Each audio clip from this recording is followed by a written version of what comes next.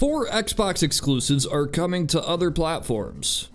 Wow. So far, Grounded and Pentiment have already been announced for the Nintendo Switch, and it's likely that they'll come to the PlayStation 5 later this year. Reports lead us to believe that the other 2 exclusives will be Sea of Thieves and Hi-Fi Rush. As Microsoft said, these first 4 games are just a test. If it goes well, more will eventually, probably, be ported over to the PlayStation and the Nintendo. And nothing is off the table. Number 1, Doom Year Zero. Okay, we don't even know if this game exists, but we assume it does based on the FTC leaks. But Doom 3 seems to be a game that is probably gonna release someday. And as far as we can tell, based on some other rumors, this is one of the games that Microsoft is considering porting to the PlayStation once it's done. And I think they should. I think they should do it. I think it'd be really weird to have just 2 entries of the new Doom series on Xbox, PlayStation, and even Nintendo, and then you just turn it into an Xbox exclusive. There would be so much backlash. Microsoft would not be looking good after this. Microsoft didn't give too many details about what criteria will make an Xbox Games Studios title worth putting on the PlayStation. If I had to guess, I'd say that most franchises that have already been on other platforms will continue to be on those platforms.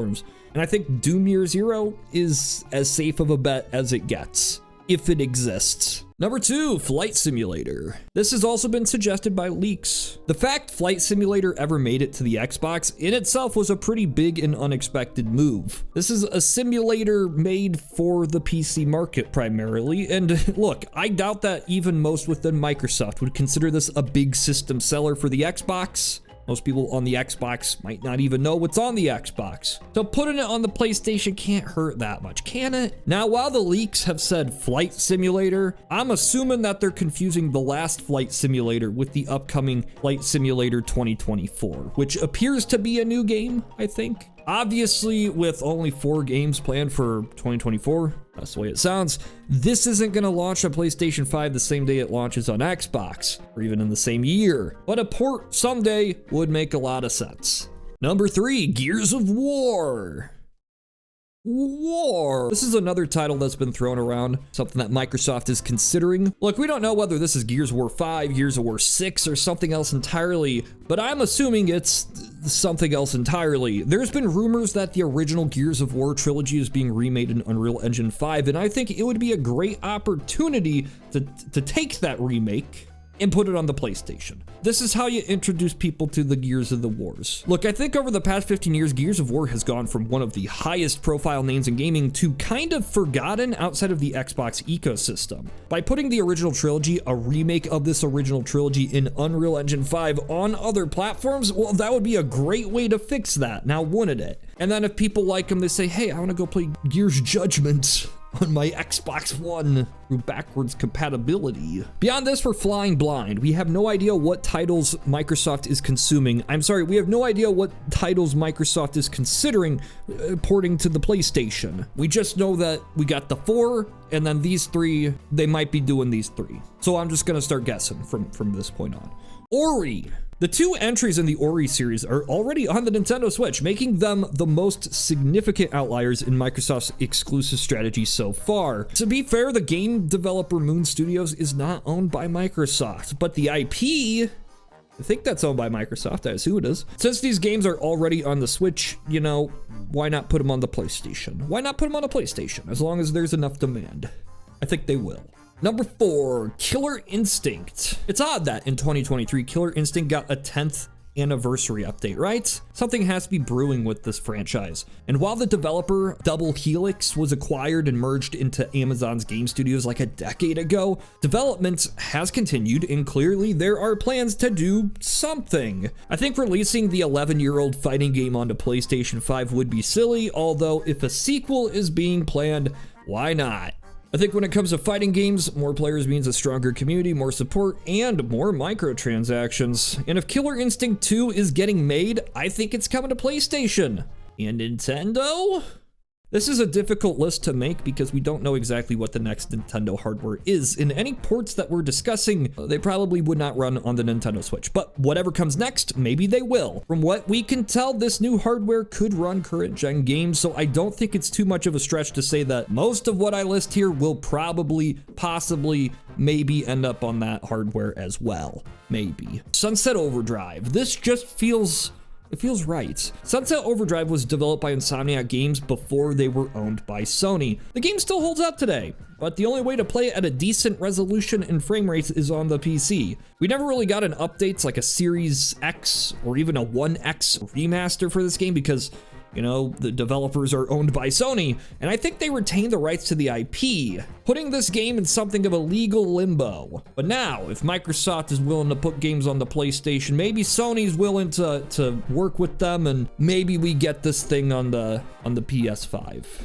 Or not. Maybe they just force them to make another Spider-Man. Number 6, Rare Replay. Why would you not put Rare Replay on the Nintendo? These are things that I think should get a lot more love on the Nintendo hardware, and I'm surprised this game never made it over. For years, it felt like rumors were stirring of Rare Replay coming to the Switch, but never happened. Make it happen. The Fable Trilogy. There's also been rumblings of a Fable remaster or remake. I don't know if it's true or even makes sense, but it could happen. And if it does happen, it probably should come to PlayStation. Fable as a property is probably not one that's gonna resonate with younger gamers right now. You know, like they're making a new Fable, but how many people in their early 20s remember Fable? Remember this as a defining Xbox exclusive? Likely not many, I would assume. I would guess.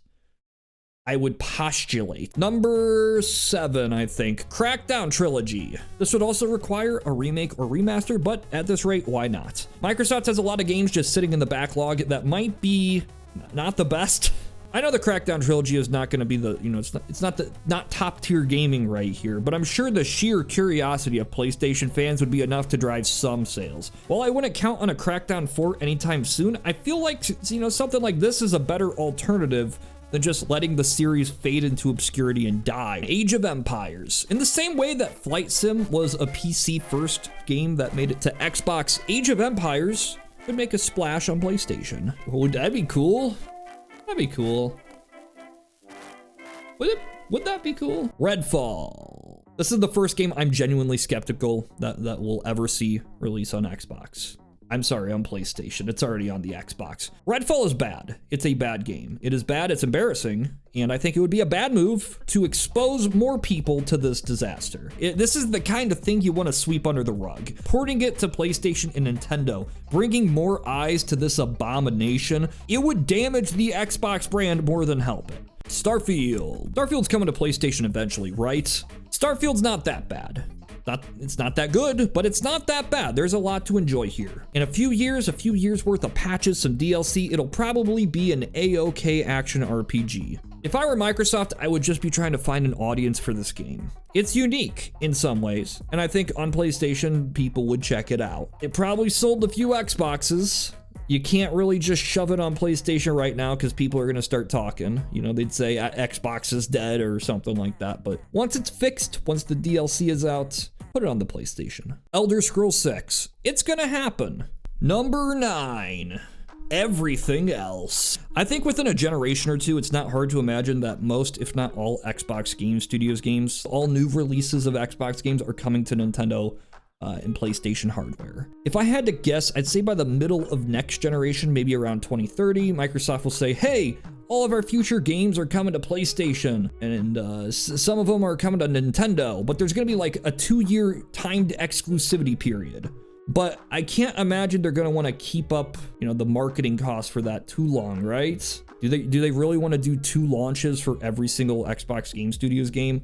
I can't imagine. Every live service game, I'm sure, is gonna launch on PlayStation day 1 because that's just more users. And then by 2035, I think they're gonna drop the entire act and they're just gonna do it, you know, day and day PlayStation and Xbox, baby. Number 10, early to mid Xbox One games. Look, we're not gonna Loco Cycle or Recore or Rise Son of Rome on the PlayStation.